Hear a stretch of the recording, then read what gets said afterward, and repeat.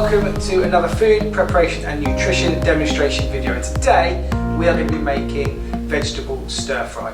So as always, when you first come into the room, you're going to go onto the sinks and wash your hands, make sure they're nice and clean, and then we need to collect our equipment. And today we are going to need our plastic spoon, which are found in the units inside your teacher's desk. You're going to want your wok. Now this is what a wok looks like. Some of you have asked what one is. They look like this. They are going to be found in your metal cupboards underneath your sink. Your knife, knives as always will be at the teacher's desk in front here, and you'll need your brown chopping board. As you can see, I've got all of the vegetables already pre-laid out, so you'll just do this as well on your table. Get all of the ingredients pre-laid out, so we're ready to go. Okay, so let's get started. So the first thing we need to do is start prepping all of our vegetables. And as you can see, as you can imagine, seen from your ingredients list, there is a lot to do. So what I'm going to do today is I'm going to prep a few of them, so to show you basically how to do it and what to do, and then we'll cut the camera and I'll cut the rest and prepare all the rest afterwards. So let's start with our carrots then, shall we? So I've obviously washed this, it's all pre-washed. So for the carrot, we want to make 5 or 6 centimetre thin length. So if you remember from when we did our knife skills lesson, this is known as julienne. So what I'm going to do, use my bridge technique, and I'm going to chop that down into a workable size, so 5 or 6 centimetres. That to one side. Take the end off. And then what I'm going to do is actually square it off. So the first cut's always the hardest. So I'm just going to use my claw grip now. You'll see on this camera the claw grip. I'm just going to do a slice down the side. And always keep the flat part on the chopping board so it's nice and sturdy. Turn that over. And the last one, hopefully, slice down there. So you can see then I've got this square of carrot. What I'm now going to do is use my bridge technique. I'm going to take that down into nice thin sections. So I'm just going to keep chopping it in half. So chop it in half using the bridge. Turn it over. Chop it in half again. Do the same here. And again, to all those pieces, chop them in half. And depending on how confident you're feeling with your knife, is how many times you can chop this in half. But you want nice, thin, long pieces. You don't want big lumps and chunks of carrot in your stir fry. You want nice, thin, so julienne is the correct terminology.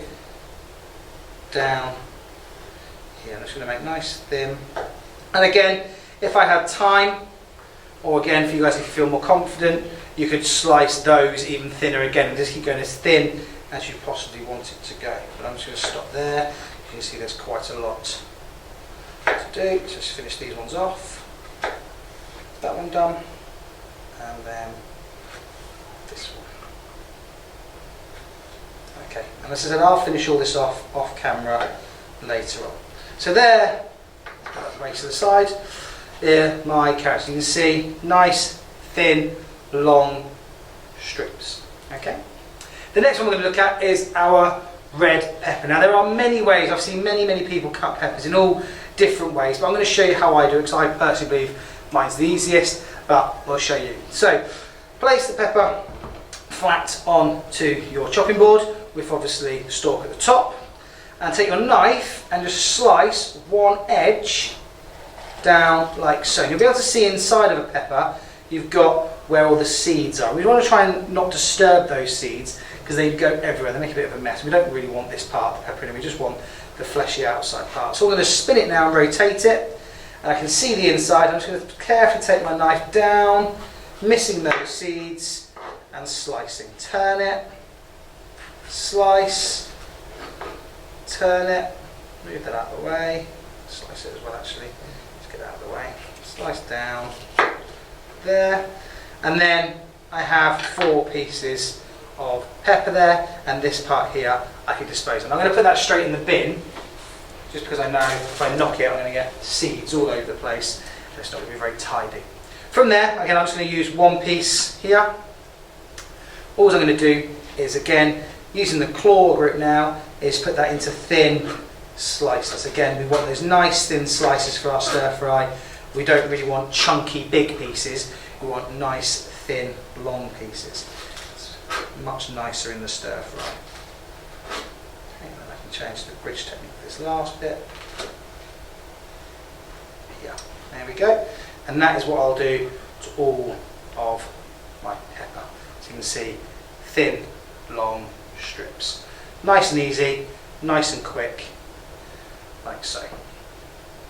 Moving on, let's do the spring onions next. These are quite easy. So spring onions, like so. All I'm going to do, you can see the root at the bottom here. All I'm going to do there is just take the root off. So this part, don't want that bit, so as thin as I can. Just take that off, that can go in the waste. And from there, I can do all three at the same time. I can put them together like so. So I'm going to hold them all, so you can see, oh hello, drop them around. Put them all together at the same level. Hold them on the chopping board. And just thinly, using the claw grip, small pieces. So these are the only ones really that you're not going to have small, thin cuts. You are just going to cut them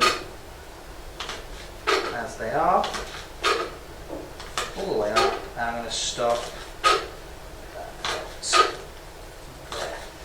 I'm going to stop there, and those pieces there can go into the bin. So I'm left with some nice, as you can see on this camera here, small pieces of spring onion. Next are my baby sweet corn. These are really easy to cut. All I'm going to do with these, keep them, they're already long and thin anyway, so all I'm going to do is bridge technique. I'm just going to put them in half. That's all I'm going to do with these.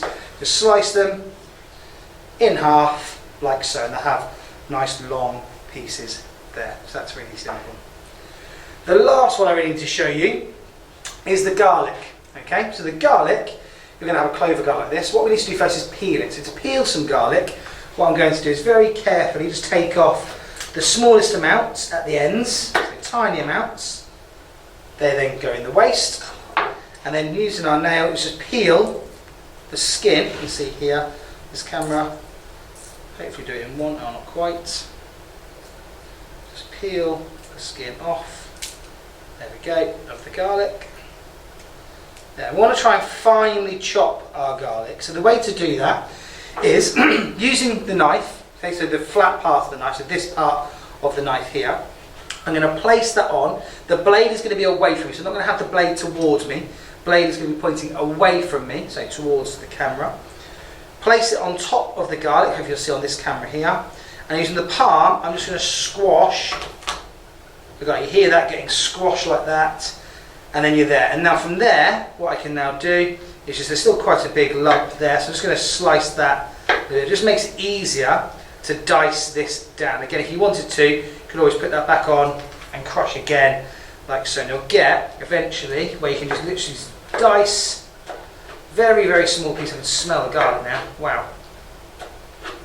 You'll be smelling garlic for ages, I'm afraid, guys. That's nice thin slices,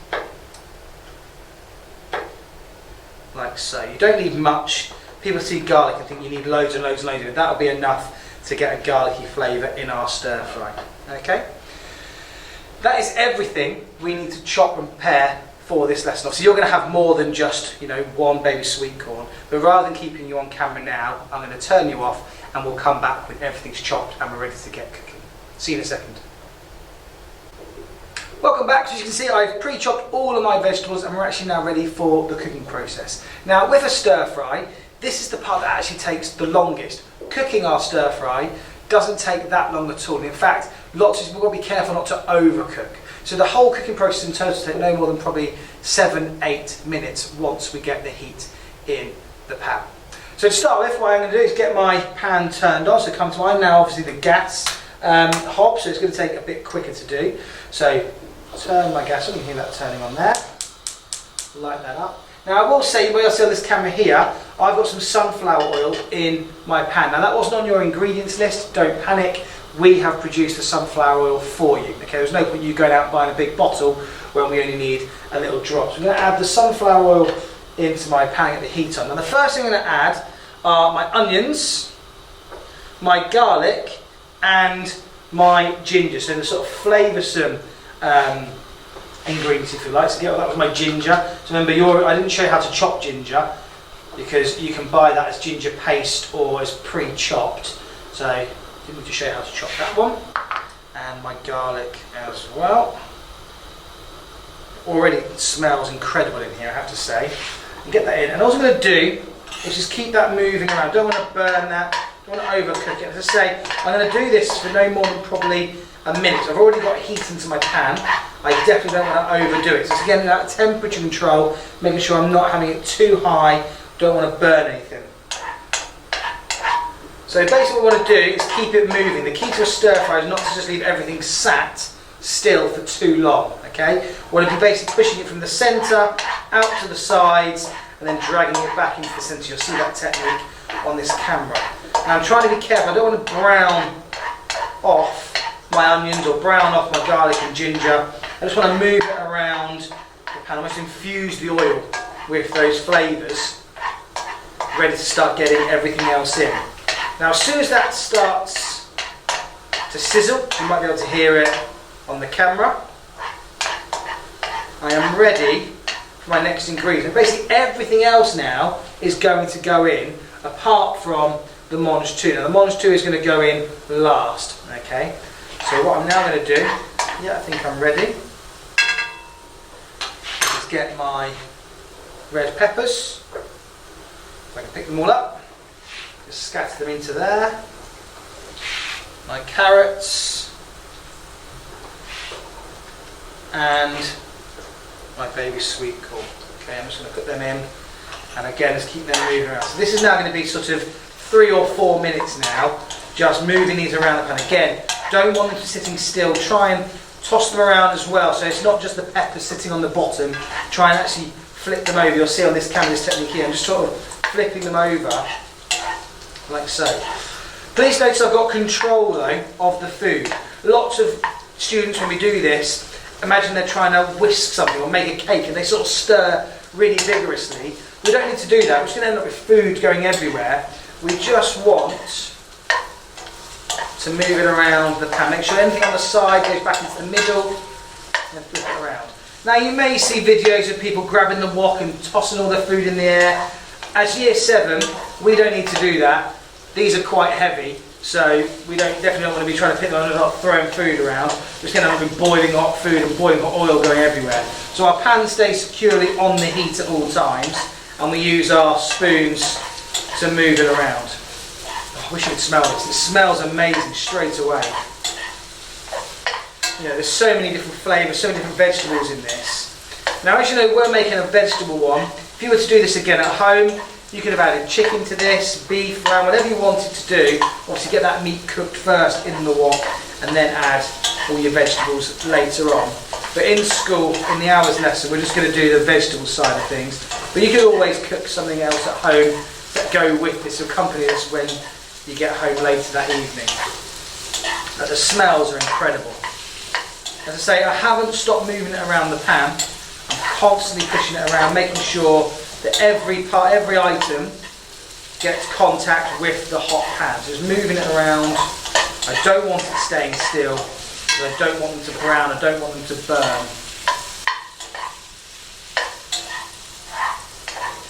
A couple more minutes for those. I've now said it before that it smells unbelievable. This is one of my favourite dishes. I know I talk about my children's favourite dishes often. This has to be one of mine, I think. I love stir fry.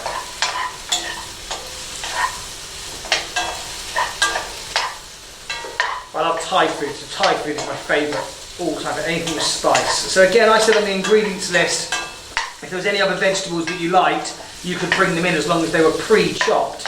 Now, things like chilies, now I'm not going to encourage you just to bring chilies in because you think it's fun, but if you are someone who does love a bit of heat, some chopped chilies in here again would go incredible. Now, if I was at home, we're not going to do that here again, I'd add peanuts into here. Now, we're not a nut-free school, but I don't want anyone bringing in nuts of any kind, just so make sure everyone in the school, everyone in the class can take part safely. Okay? So we're not going to bring nuts in, but if I was doing this at home, it's another thing that I would add in. Anyway, peanuts, cashew nuts, things like that. But please don't bring nuts into school. This is just an idea if you were going to make this again at home, you could add them in. Right, they're done. I think that's ready now. So what I'm now going to do very quickly, because obviously it's staying still, is grab my mange tout. It's obviously been washed. And I'm just going to, again, scatter that in, adding a bit more colour now. So lots of, the thing I love about stir fry is the colour. aesthetically, visually, they look so good. Just all the colours you can imagine of foods. Fresh food as well, which is really, really important. Lovely, fresh, colourful food. So keeping that moving around. So this is now probably a 2-minute process now with the Mange 2. Just making sure again, just because the Mange 2 went in last, doesn't mean you want that just sitting on the bottom to get the most heat. Same technique again, is moving it around the pan, moving it around the wok, making sure,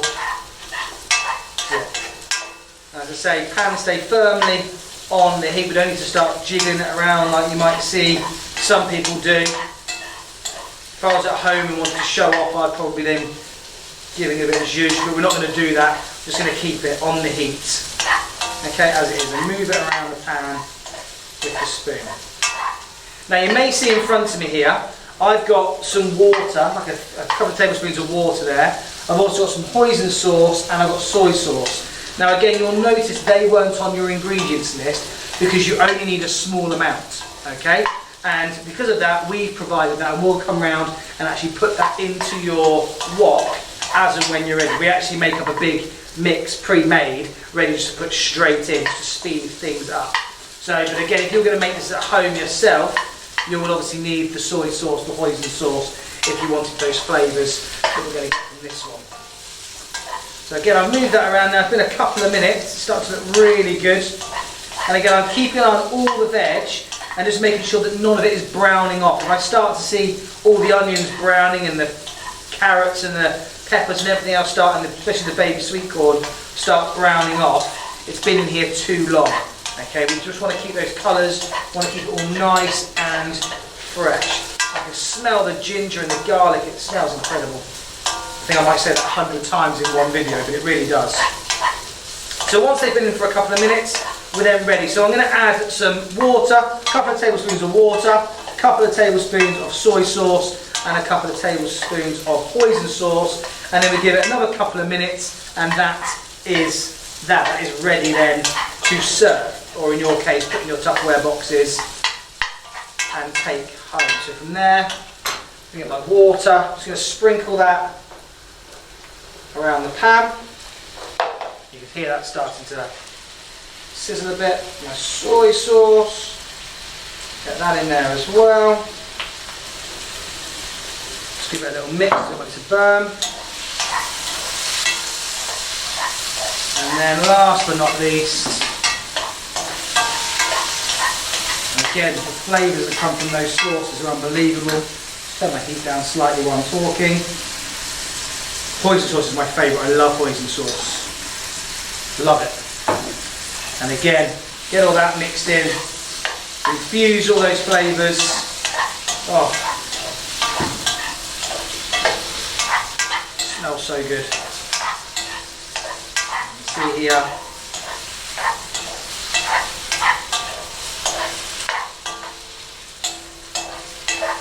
No more than a minute or two with the sauce in. As I say, the cooking process is quite a quick process. Hence why I don't normally stay on camera for the whole cooking process. But it's such a quick process. I'd have to do about 10 cutscenes just for this. So you can see there on this camera, especially all the colours, the sauces are all infused, all mixed in there. I've kept everything moving. And again, when you get home, if you wanted to add meat to this, you could. Cook some noodles, add this with some noodles. Oh, stunning. Absolutely love it.